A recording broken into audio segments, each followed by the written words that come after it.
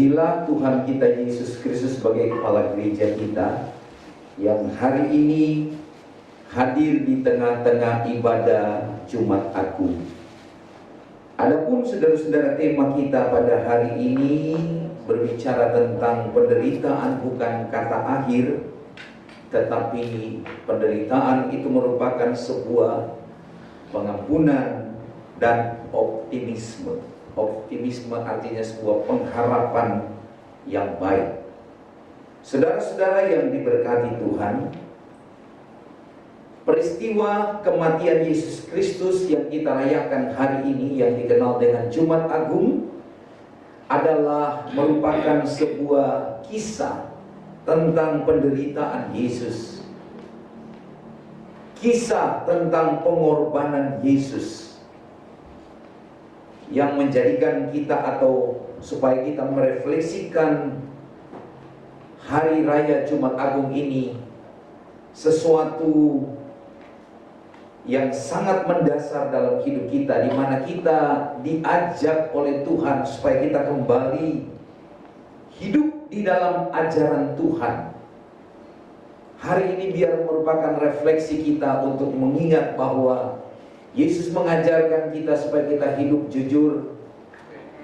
Dia ingin supaya kita hidup sederhana dan teristimewa, kita peduli dengan sesama kita. Itulah saudara-saudara yang dicontohkan Tuhan Yesus kepada kita. Dan marilah kita memaknai saudara-saudara hari Jumat Agung ini sebagai orang Kristen, bahwa Yesus, Dia telah mati bagi kita sekalian. Dia telah berkorban kepada kita semua melalui sebuah peristiwa kekerasan. Tetapi kita harus memaknai bahwa pengorbanan Yesus itulah justru menguntungkan kita, umat manusia. Saudara-saudara, oleh karena itu, mari kita hayati yang namanya Jumat Agung ini, atau Via Dolorosa, jalan yang berliku-liku, dengan tidak menciptakan penderitaan bagi sesama kita. Yesus telah menderita di atas kayu salib. Sebagai umat Tuhan, jangan kita salibkan Dia berkali-kali, saudara. Jangan saudara pikir ketika saudara membuli orang lain, ketika saudara mensolimi orang lain, itu hal biasa. Justru itu merupakan sebuah kekerasan, sesuatu yang saudara tidak sadar bahwa Anda tidak memaknai penyaliban Yesus. Yesus sudah tersalib untuk membebaskan kita. Yesus tersalib untuk mengampuni kita. Yesus tersalib untuk membawa perdamaian. Tetapi kadangkala dalam hidup sehari-hari kita masih menciptakan suasana penderitaan baru. Kalau orang Kristen masih suka menganiaya sesama orang Kristen, tanpa kita sadari, saudara-saudara, itu kita telah membuat sebuah penyaliban baru. Cukuplah salib yang telah dirintis oleh Yesus Kristus. Sesuatu beban yang sangat berat sekali Dia telah tanggung, Dia telah pikul, saudara. Apalagi sekarang ini suasana pandemi COVID-19 belum berakhir. Sebuah beban yang cukup berat sekali. Kita harus ingat, saudara-saudara, bahwa penderitaan yang ada sekarang ini, kita harus peka. Bersyukurlah kita, saudara-saudara, yang tidak kena COVID-19. Amin. Tapi mari kita peka melihat orang-orang yang berjatuhan di masa kesukaran ini. Mungkin mereka tidak kena COVID, tapi usaha mereka, saudara-saudara, membuat mereka gulung tikar. Dan ini sebuah keprihatinan. Kedatangan Yesus di dalam dunia ini, saudara-saudara, Dia ingin membahagiakan kita. Dia ingin melepaskan kita dari segala belenggu-belenggu yang mengikat kita, yang membuat kita tidak berdaya. Saudara-saudara, mari kita memaknai Jumat Agung ini sebuah hari di mana orang sekarang sedang seperti mengheningkan cipta, di mana orang sedang menatap kepada salib, di mana Yesus pernah tergantung di sana. Hari ini hari di mana kita merenungkan kembali tentang redemption, penebusan Yesus Kristus atas umat-umat Tuhan. Nah, saudara-saudara, saya menyadari hari ini sama seperti kita sedang berdiri di atas bukit Golgota.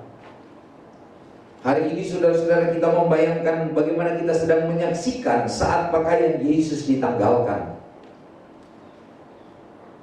Hari ini seolah-olah kita berada di atas bukit Golgota, di mana kita melihat saat-saat di mana paku menembusi kaki dan tangan Yesus. Setelah itu salib ditegakkan, artinya didirikan salib itu, dan saudara tahu bahwa apa yang terjadi? Yesus tergantung antara langit dan bumi. Dan ada 7 kata yang diucapkan oleh Tuhan Yesus sementara dia di atas kayu salib. Dia berkata, "Bapa, ampunilah mereka, karena mereka tidak tahu apa yang mereka lakukan."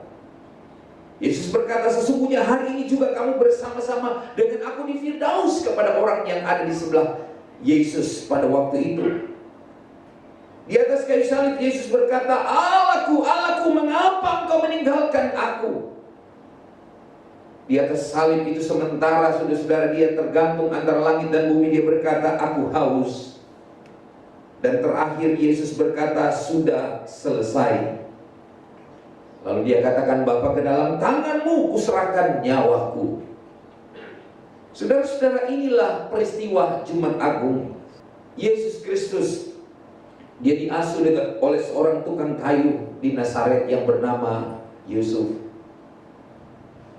Dan saudara-saudara, saya percaya karena dia di bawah asuhan seorang tukang kayu, maka dia sangat mengerti tentang kayu. Yesus sangat memahami tentang paku. Yesus sangat memahami dengan yang namanya hammer atau palu dan berbagai alat-alat pertukangan yang lain. Dan ketika Yesus dibawa di atas bukit Golgota, semua alat yang dia kenal dekat menjadi alat untuk apa? Untuk digunakan para pembunuh. Dia dipaku di atas kayu salib dengan alat-alat yang sangat familiar dengan dia. Kadang-kala saudara-saudara kita ini mengalami penderitaan bukan dengan orang-orang yang jauh. Kadang-kala kita mengalami salib dengan istri kita sendiri, dengan suami, dengan anak-anak kita, dengan mungkin rekan bisnis kita dan sebagainya. Tetapi hari ini saudara-saudara, saya ingin mengajak kita untuk merenungkan di mana hari ini adalah hari penyelamatan kita bersama. Dalam Lukas pasal 23 ayat 42, firman Tuhan berkata, "Lalu ia berkata, Yesus, ingatlah akan aku apabila engkau datang sebagai Raja." Sekali lagi, lalu ia berkata, "Yesus, ingatlah akan aku apabila engkau datang sebagai Raja." Saudara-saudara, di saat orang menghujat Yesus, orang yang mengenali Yesus ini berkata, "Yesus, ingatlah akan aku apabila engkau datang sebagai Raja." Di tengah-tengah saudara-saudara orang menghujat, tetapi bagi seorang yang mengenal Yesus ada harapan. Di salib saudara-saudara itulah manusia menerima penebusan. Di salib itulah manusia disembuhkan oleh luka-luka Yesus. Itu sebabnya mari kita mengenal Yesus lebih dalam lagi, saudara. Seorang penjahat tetapi dia mengenal siapa Yesus. Seorang yang mengenal Yesus berkata, "Ingatlah akan aku apabila engkau datang sebagai Raja." Saudara yang diberkati Tuhan, tidak ada dalam kehidupan Kristiani lalu bebas daripada salib. Mungkin saudara-saudara salib kita bicara tentang tantangan hidup. Mungkin salib saudara adalah sesuatu di mana saudara merasakan saudara tidak diterima oleh orang lain. Orang orang salah paham dengan kita. Sekarang orang suka ngeles salah paham atau paham salah ya. Saudara-saudara, salib itu bisa berarti kita disingkirkan. Pernah nggak saudara disingkirkan? Halo, ada nggak? Saudara lagi punya usaha, tahu-tahu digusur. Nah, itu penyingkiran juga, disingkirkan, dikhianati, ditolak, dianggap sepele, dicaci maki. Nah, kalau caci maki mungkin kita semua pernah dan sering kita alami ya. Bagaimana orang mencaci maki kita, orang menghina kita, orang mempermalukan kita dan lain-lain sebagainya. Itu salib, saudara. Ketika kita menghadapi salib, apakah orang Kristen harus bebas dari salib? Salib adalah salib. Justru dalam cahaya salib Yesus, di sanalah kita ingin melihat salib kita sendiri. Orang Kristen tidak bisa terhindar dengan salib. Yang namanya hinaan, disepelekan, dibully, dicaci maki, tidak dianggap. Itu bagian daripada salib kita. Tetapi saya mengatakan, justru dalam cahaya salib Yesus, kita akan melihat salib kita sendiri. Amen. Dan ketika kita menerima salib Yesus, maka salib Yesus itu akan mengubah salib kita menjadi salib penebusan. Jangan saudara pikir kalau sudah pakai kalung salib kita sudah ditebus, ya. Saudara-saudara, nggak ada jaminan salib saudara besar seperti seperti rantai, maaf kata, ikat-ikat anjing sekalipun besar sebegitu besar, itu bukan sebuah penebusan. Kalau cuma taruh di dada, tetapi taruh di belakang dada, taruh di hati saudara, amin. Salib itu saudara yang akan membawa kita pada Firdaus yang membahagiakan. Itulah yang dimaksudkan oleh orang yang penjahat yang ada di samping Yesus. Dia bilang apa? Yesus, ingatlah akan aku apabila engkau datang sebagai raja. Lalu Yesus bilang apa kepada orang jahat ini? Hari ini juga engkau ada bersama-sama dengan aku di Firdaus. Saudara, Firdaus tempat di mana kita transit sebelum kita masuk kepada surga yang kekal selama-lamanya. Semua orang yang mati dalam Tuhan, percaya kepada Tuhan, hari ini ada di Firdaus, sebuah tamannya Allah. Saudara pergi ke taman jogging Kelapa Gading aja, saudara-saudara, hirup udara segar, orang tidak bebas seenaknya di situ, semua orang berolahraga, jogging dan sebagainya. Apalagi di taman Firdaus, tamannya Allah, Allah yang mendesain, Allah yang membuat. Tapi saya percaya Firdaus itu juga ada di tengah-tengah rumah tangga kita. Ketika saudara ada damai sejahtera, ada sukacita, ada kemurahan, ya, ada kesabaran, disitulah Firdausnya saudara. Tapi kalau kita mau saudara-saudara menerima salib Yesus itu, maka salib itu yang akan membawa kita kepada sebuah taman yang membahagiakan kita. Dan hanya dengan kita menerima salib Yesus, saudara-saudara akan membuat hati kita akan menjadi sebuah baiknya Allah. Orang yang tidak menerima salib Yesus, jangan berharap dia disebut baik Allah. Paulus katakan, tidak tahukah kamu bahwa tubuhmu adalah baik Allah? Baik Allah itu saudara, di hati kita akan menjadi baik Allah. Jiwa kita akan menjadi sebuah altar di mana tempat pikiran dan perasaan kita menyatu dalam belas kasih Allah. Makanya hanya Yesus yang bisa mengampuni orang di tengah-tengah dia sedang mengalami penderitaan. Saudara-saudara yang diberkati Tuhan, penderitaan itu bukan jalan terakhir, tetapi melalui salib kita punya optimisme, artinya pengharapan yang baik untuk menoleh ke depan bahwa masih ada pengampunan dan hari-hari yang baik yang penuh kepastian. Saudara-saudara yang diberkati Tuhan, hari ini kita mau merenungkan bersama-sama bagaimana makna Jumat Agung bagi kita sekalian. Jumat Agung itu memaknai adalah pengampunan dan pendamaian. Saudara-saudara yang diberkati Tuhan, peristiwa kematian Yesus Kristus itu merupakan hal yang sangat penting dalam kekristenan, karena kematian Yesus itu sebagai sebuah jaminan pengampunan dosa-dosa kita. Jadi kalau Yesus tidak mati di atas kayu salib, dosa kita tidak ada yang bisa mengampuni. Sejak dari Adam dan Hawa, manusia flesh, manusia daging, bapak nenek moyang kita, bukan nenek moyang pelaut, tetapi nenek moyang kita, Adam dan Hawa, yang telah mewariskan kita dosa. Orang sering bilang dosa pusaka. Dan sampai hari ini dosa itu, saudara-saudara, tidak berhenti. Dia terus menjalar. Hanya bisa memberhentikan itu siapa? Yesus Kristus, yang adalah Allah, yang turun ke dalam dunia, yang berinkarnasi, artinya mengambil rupa menjadi manusia, dan rela mati di atas kayu salib dengan penderitaan kematian yang tragis. Dia bukan pencopet, saudara-saudara. Dia bukan pembunuh. Dia bukan koruptor.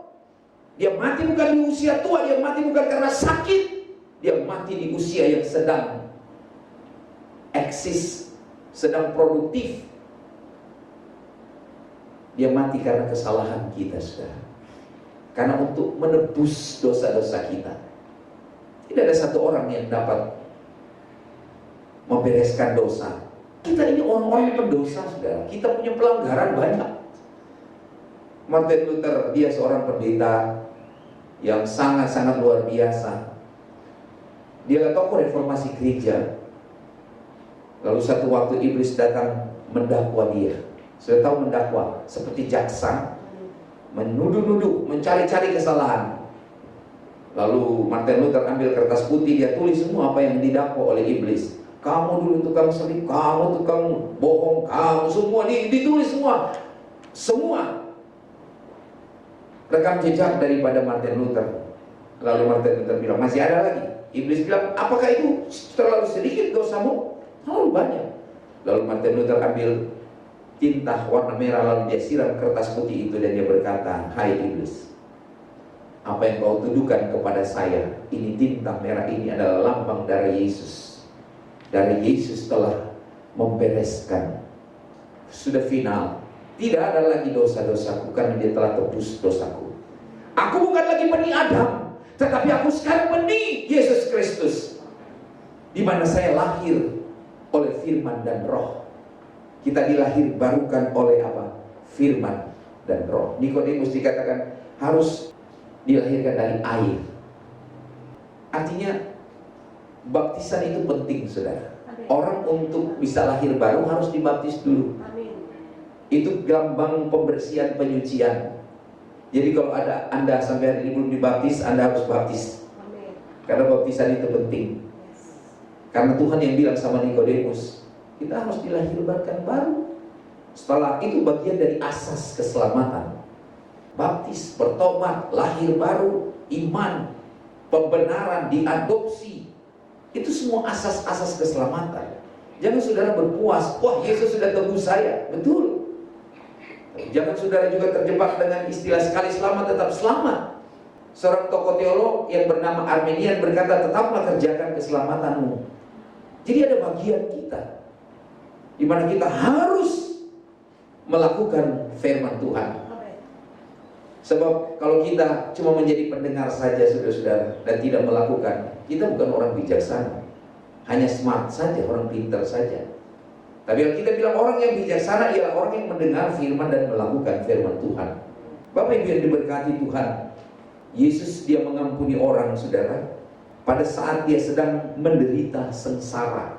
Ketika dia sedang tergantung di atas salib. Coba saudara baca Lukas 23 ayat yang ke-34. Bapa, ampunilah mereka, sebab mereka tidak tahu apa yang mereka perbuat. Ayat ini sering dimodifikasi orang zaman modern sekarang. Bapa, jangan ampuni dia, karena dia tahu apa yang dia lakukan. Itu saudara, itu namanya Anda tidak bersama salib Yesus. Kalau Anda ingin melihat salibmu, lihat salib Yesus. Di salib Yesus itu saudara akan melihat salib saudara yang cemerlang, salib yang sudah menyatu dengan Tuhan. Kalau saudara bilang, Bapak jangan ampuni dia, karena dia tahu apa yang dia buat sama saya. Saudara-saudara, Alkitab berkata ketika Yesus sedang menderita sengsara, tergantung di atas kayu salib antara langit dan bumi, dia berkata, Bapa ampuni mereka, karena mereka tidak tahu apa yang mereka perbuat. Saudara bayangkan, dia mengampuni orang-orang yang menganiaya dia.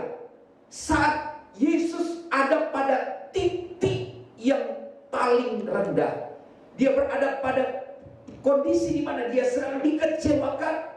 Dia tidak sedang berada di antara murid-muridnya, tetapi dia sedang berada di antara dua penjahat. Kemana murid-murid saudara-saudara? Kemana orang-orang yang pernah ditolong Tuhan Yesus? Mereka telah menyangkali Yesus.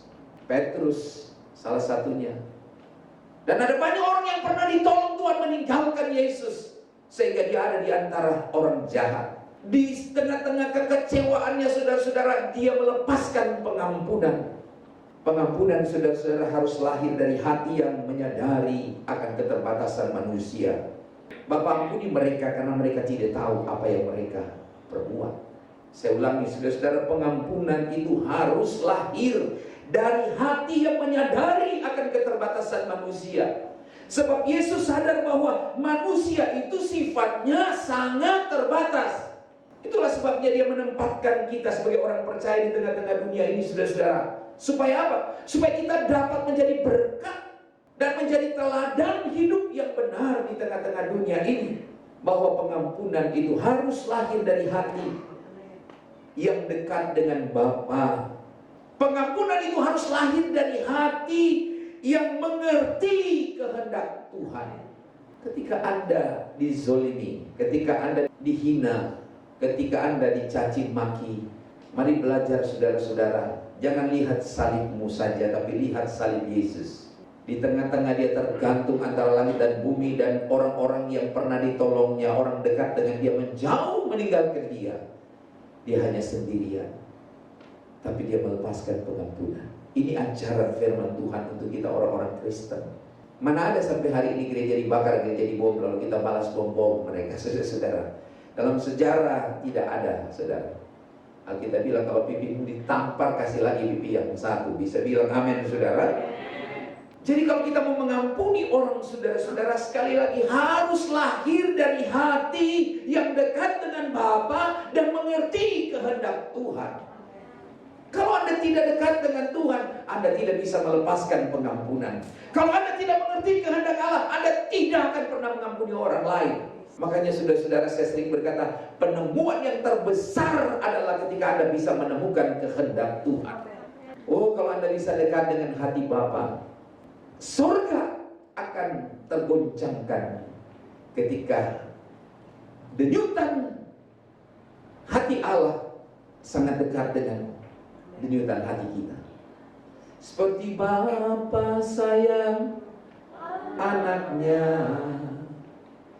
demikianlah Engkau mengasihiku. Makanya saudara-saudara harus sering-sering dengar denyutan jantung Tuhan. Kalau Tuhan berkata, hai anakku, ampunilah dia. Jangan saudara belajar pilon, jangan saudara belajar bego. Tetapi ketika saudara dengarkan getaran hati Allah berkata ampuni, lakukan seperti Bapamu, like son, like father. Sebagai Bapak, begitu anaknya saudara. Kalau Bapak kita di surga Bapak yang baik, anaknya juga harus baik. Makanya setiap orang yang berseru Bapa kami di dalam surga diawali dengan kata Bapa. Kata Bapa ini artinya orang yang berseru Bapa. Maka orang yang berseru itu harus memposisikan sebagai anak. Dan harus sadar Bapa itu baik, anaknya juga harus baik. Jangan sudah berkata Bapa, Aba. Kelakuanmu kelakuan pendekar, bandit. Tapi kalau kita memiliki kelakuan seperti gambar Allah itu saudara, image-nya Allah, gambar Allah itu yang sedang Tuhan kembalikan hari-hari ini. Kita harus peduli dengan orang lain. Jangan kita nggak peduli. Yesus hadir ke dalam dunia. Dia ingin mensejahterakan kita. Bukan hanya secara jasmani, tetapi dia ingin supaya kita memiliki kehidupan yang sejati. Itu sebabnya saudara-saudara, bagi Yesus, jalan satu-satunya untuk pembebasan dari musuh. Apa yang Yesus lakukan supaya saudara bisa terbebas dari musuh? Maka Yesus lakukan, dia mencintai musuh. Dia berbuat baik kepada orang-orang yang membencinya. Dan dia berdoa bagi mereka yang memberikan perilaku atau perlakuan yang buruk. Saudara-saudara, musuh-musuh kita, bagaimana supaya musuh-musuh kita terbebas dari hidup kita? Belajar mencintai musuhmu. Lukas 6 ayat 27-28 berkata, tetapi kepadamu yang mendengarkan aku berkata, kasihilah musuhmu, berbuatlah baik kepada orang yang membenci kamu. Lukas 6, 27-28. Mintalah berkat bagi orang yang mengutuk kamu, berdoalah bagi orang yang mencaci kamu. Saudara bisa? Kita akan bisa kalau kita hanya pikul salib sendiri, tapi lihat salib Yesus. Hari ini kita seperti ada di Bukit Golgota. Kita melihat jubah Yesus ditanggalkan. Saudara, begitu hati kita hancur. Hati ini kalau tidak dihancurkan, saudara-saudara, kita tidak akan melihat rencana Tuhan. Hati kita kalau belum dijamah, belum dioperasi oleh Tuhan, belum dibolongin, belum dihancurkan, kita akan menampung semua dendam, kebencian, kemarahan. Tapi kalau saudara sudah dijamah hatimu, orang maki saudara, orang zolimi saudara, orang bully saudara, dia, orang Manado bilang tre-tre, nyata akan tersimpan di hati ini. Bisa bilang amin saudara? Makanya bagaimana saudara-saudara supaya musuh-musuh kita ini dikalahkan, dipatahkan? Belajar saudara-saudara mengampuni mereka, belajar berbuat baik kepada mereka. Saudara-saudara yang diberkati Tuhan, minta berkat kepada Tuhan, kata Alkitab, bagi orang-orang yang mengutuk kita. Berdoalah bagi orang yang mencaci kamu. Orang yang berbuat jahat, balas tetapi dengan kebaikan, jangan dengan kejahatan. Ampunilah mereka. Haleluya saudara. Saudara-saudara yang diberkati Tuhan, hukuman salib yang harus ditanggung Yesus dan kematian yang Yesus alami itu merupakan sebuah puncak daripada gerakan anti kekerasan yang dilancarkan oleh Tuhan Yesus demi membela rakyat yang ditindas pada waktu itu. Membela rakyat yang ditindas oleh penguasa agama yang berkoalisi, yang berkonspirasi dengan penguasa-penguasa politik pada zaman itu. Salib, saudara-saudara, itu adalah merupakan sebuah puncak gerakan anti kekerasan. Jadi saudara, kekerasan itu kalau kita balas dengan keras, tidak akan pernah berhenti kekerasan itu.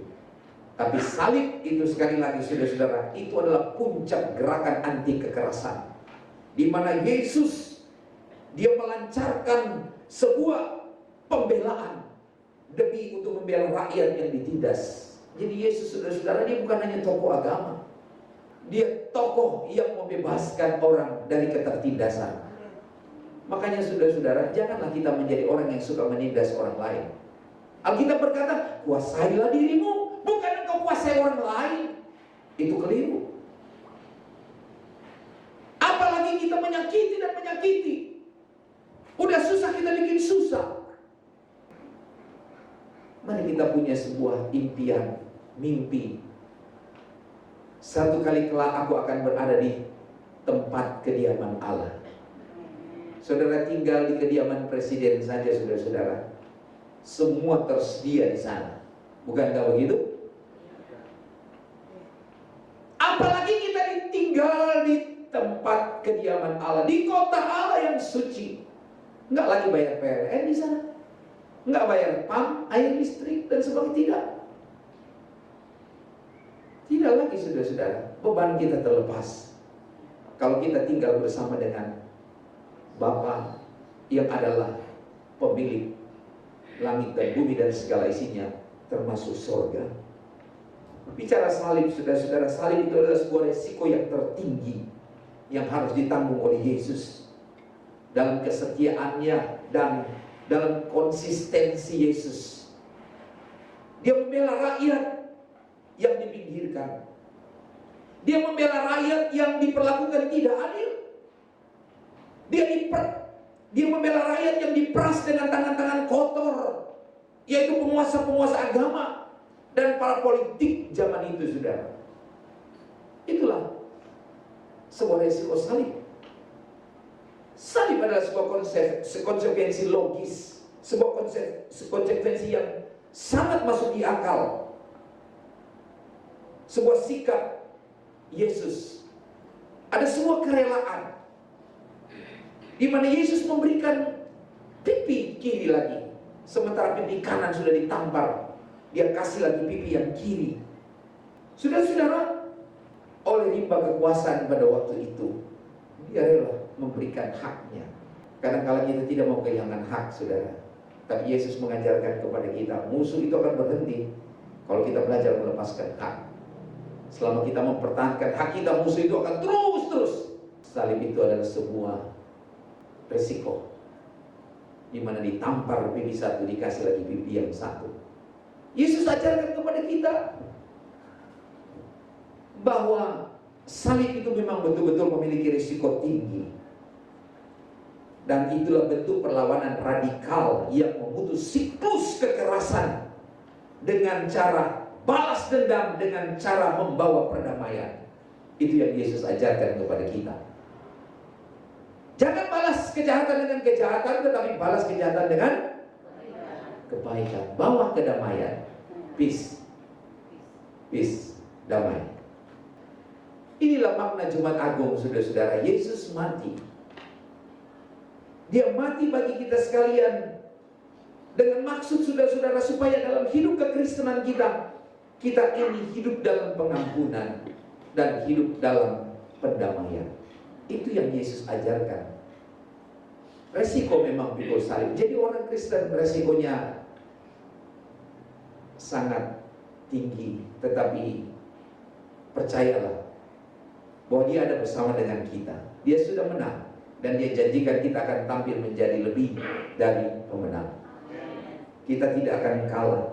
Makna lain yang saudara bisa lihat dalam Jumat Agung ini, di mana kita harus memiliki sikap optimisme walaupun kita terpenjara. Saudara-saudara, Yesus yang tersalib, dia memberikan pesan khusus kepada semua umat Kristen, bahwa perjalanan umat Kristen dalam mengarungi bahtera kehidupan ini bukan tanpa tujuan. Bisa bilang amin, saudara? Dan bukan pula dengan berakhir dengan penderitaan, sekalipun saudara-saudara terpenjara oleh penguasa dunia ini. Penderitaan bukan kata akhir. Yang setuju katakan amin. Tetapi penderitaan merupakan sebuah optimisme, artinya sebuah pengharapan yang baik bahwa babak baru dan harapan baru sudah tiba. Kita mulai dengan sebuah babak baru, harapan baru. Artinya ada harapan yang cerah dan dicerahkan oleh iman dan kepercayaan kepada Yesus. Ada harapan baru, ada babak baru, ada harapan baru. Saudara-saudara, maka dengan demikian Jumat Agung yang kita rayakan hari ini harus kita artikan membangkitkan semangat untuk apa? Membangun interaksi, membangun kebersamaan antara manusia. Yesus lakukan itu karena dia ingin mensejahterakan, membebaskan manusia yang terbelenggu. Mari saudara-saudara, semangat Jumat Agung hari ini biar menggantikan pesimisme dengan semangat yang baru. Yang setuju bilang amin yang kencang. Amin. Semua pesimisme kita, rasa tidak ada harapan, ini babak baru, ini harapan baru, di mana salib Yesus, salibnya selamanya mulia. Salib itu, saudara-saudara, adalah dari sanalah terjadi pengampunan, dari sanalah datang sebuah pendamaian. Dan saya katakan bahwa mari kita membangun hidup yang sejati, saudara. Makna lain daripada Paskah ini, saudara-saudara, mari kita membangun sebuah kehidupan yang sejati. Kalau kayu jati itu kayu yang tahan lama, kayu yang kuat. Kesejatian hidup adalah hidup yang sejahtera, dan bukan dalam arti saja secara materi atau material, tetapi hidup dalam arti kita mampu mengungkapkan diri kita sebagai citra Allah. Itulah hidup yang sejati, di mana kita membangun hubungan relasi dengan Allah. Hidup sejati selain membangun hubungan relasi dengan Allah, kita membangun relasi dengan sesama manusia, dan kita bangun relasi dengan ciptaan yang lain, termasuk alam semesta ini. Makanya saudara-saudara ingat, Tuhan taruh kita di bumi ini bukan kebetulan, bukan tanpa tujuan. Hidup kita harus menjadi hidup yang sejati. Bangun relasi dengan Tuhan, bangun relasi dengan sesama, bangun relasi dengan makhluk lain dan seluruh alam semesta ini. Hidup yang sejati itulah yang dikehendaki Tuhan, yang harus kita jadikan sebuah pencapaian hidup kita masa kini. Memang sedang kita perjuangkan. Ada banyak orang yang masih dengan susah payah bagaimana mempertahankan hidup. Ada banyak masyarakat, saudara-saudara, yang hidup di bawah garis kemiskinan. Jangan saudara pikir, saya orang Kristen, saya yang penting urusan saya selamat. Tidak, saudara. Dalam usahamu coba saudara belajar mensejahterakan orang lain juga. Bayar gaji karyawan yang benar. Hidupkanlah. Mari kita sama-sama bergandengan tangan, saudara, bersinergi membangun sebuah hidup yang sejati. Ada banyak orang, saudara-saudara, yang masih terhalang untuk masuk ke dalam kesejahteraan hidup. Tetapi makna Jumat Agung, sekali lagi, Yesus tergantung di atas kayu salib, karena dia membuat sebuah perlawanan yang radikal untuk memutuskan mata rantai orang-orang yang memusuhi kita, orang-orang percaya. Kasihi mereka, ampuni mereka, saudara. Belajar kita berbuat baik kepada mereka. Kita usahakan sebuah tindakan yang konkret. Jangan kita hanya bercita-cita, tetapi mari kita, saudara-saudara, tidak hanya sebatas kata-kata saja. Harusnya gereja hadir di kota, di daerah Pulau Gadung ini. Gereja harus menjadi sinar kemuliaan Tuhan. Di mana ada pertikaian, saudara-saudara, mari kita menjadi pembawa damai. Karena kita bilang, berbahagialah orang yang membawa damai. Mari kita buat bumi ini, saudara-saudara, penuh dengan damai sejahtera, penuh dengan kemuliaan Tuhan. Hadirnya kita menjadi cahaya kemuliaan Tuhan. Yesus tidak datang untuk memisahkan kita dengan sesama kita. Dia datang untuk mempererat hubungan kita, relasi kita dengan satu dengan yang lain. Suami semakin dekat dengan istri, orang tua dengan anak-anak, bukan semakin jauh. Bisa bilang amin, saudara? Amen. Makanya lihat salib Yesus, saudara. Dengan kita melihat salib Yesus, salib kita yang kecil ini akan tercover oleh salib Yesus. Bagi Yesus masalah besar dia bisa bikin kecil, yang kecil bisa dia tiadain. Itu yang dia inginkan dari kita. Dan kita semua, tidak usah kita pikirkan apa yang bukan bagian kita. Lakukan saja apa yang menjadi bagian kita. Dan yang kita nggak bisa lakukan itu bagiannya Tuhan. Jangan kita ambil bagian Tuhan, bahaya. Dalam keadaan di mana saudara sadar, saya memberi itu benih yang saya tabur. Saya tabur, saya akan menerima banyak lagi. Kalau saudara hanya pegang saja terus, tidak akan ada berkat-berkat yang lebih. Saudara-saudara, saya dorong jemaat di sini, mari kita tidak sekedar berkata-kata, tapi mari kita action. Dengan kemampuan kita masing-masing, kita semua berbeda dalam hal kemampuan, saudara. Namun mari kita terlibat aktif dalam usaha bersama. Berapapun keterlibatan kita merupakan sebuah sumbangan yang pasti, yang mempunyai arti. Bukan hanya untuk menyumbang gereja, tapi bagi masyarakat di sekitar kita. Dan kita tidak sekedar berkata-kata, tapi mari kita lakukan sesuatu. Lakukan sesuatu. berbuat apa yang Tuhan punya hati, belajar tiap hari cari tahu apa kehendak Tuhan. Kalau saya diberkati hari ini, untuk apa berkat Tuhan ini? Jangan sudah pikir Tuhan kasih berkat sama saudara dan tidak punya hati apa-apa. Tuhan punya rencana di balik semua itu, dan belajar mengerti apa maunya Tuhan.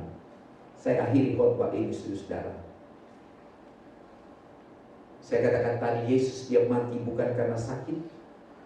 Yesus mati bukan karena dia sudah lanjut usia, tetapi dia mati karena apa? Untuk menebus dosa-dosa kita. Itulah sebabnya sepantasnya kita setiap Jumat Agung seperti hari ini, mari kita rayakan dengan ucapan syukur kepada Tuhan. Dan apa yang kita renungkan hari ini, bahwa mengampuni, ini kesimpulannya sudah, mengampuni adalah ciri khas kekristenan. Yang setuju katakan amin. Yesus dia berikan teladan kepada kita.